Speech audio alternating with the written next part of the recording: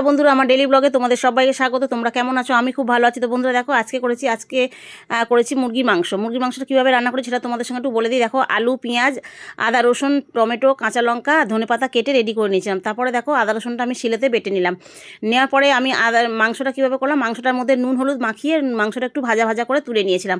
ওই ভাজা মাংসটার মধ্যে কী কী মশলা দিয়েছিলাম সেটা তোমাদেরকে একটু বলে দিই। আমি যেহেতু কাঁচা লঙ্কার মাংস করেছিলাম আর সঙ্গে একটু লঙ্কার গুঁড়ো দিয়ে কালার করে নিয়েছিলাম। তো দেখো কীভাবে কী করলাম। আদা রসুন বাটা, জিরের গুঁড়ো, ধনের গুঁড়ো, আর কাশ্মীরি লঙ্কার গুঁড়ো, আর কাঁচা লঙ্কা, টক দই, আর দিয়েছিলাম সর্ষে তেল দিয়ে মাংসটা 10 মিনিট ম্যারিনেট করে রেখে দিয়েছি। এবার কড়াইতে ওই তেলেতেই আমি একটু আলুগুলো ভাজা ভাজা করে তুলে নিয়েছি। আলুগুলো ভাজা হয়ে যাওয়ার পরে তার মধ্যে দিয়েছি গোটা জিরে, আর দিয়েছি দারচিনি, আর দুটো তেজপাতা দিয়ে ভালো করে কষিয়ে নিয়ে ভালো করে একটু ভাজা করে নিয়ে তার মধ্যে দিয়েছি বেশ কিছুটা পেঁয়াজগুলো ভাজা ভাজা হয়ে গেলে তার মধ্যে দিয়েছি একটু নুন আর হলুদ সামান্য পরিমাণে। তারপরে দিয়েছি আমি টমেটো বাটাটা দিয়ে ভালো করে মশলাটা কষিয়ে, মশলা থেকে যখন তেল ছেড়ে দিয়েছে তার মধ্যে আমি আলু আর মাংসটা একসঙ্গে দিয়ে দিয়েছি।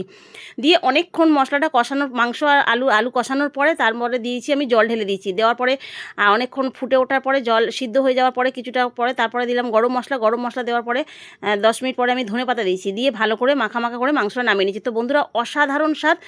তোমাদের কেমন লাগলো আমার জানিও। আর প্লিজ বন্ধুরা, যারা সাবস্ক্রাইব করে দিয়েছো তাদেরকে অসংখ্য ধন্যবাদ, তাদেরকে অনেক ভালোবাসা। যারা এখনও সাবস্ক্রাইব করোনি তারা সাবস্ক্রাইব করে পাশে থেকো।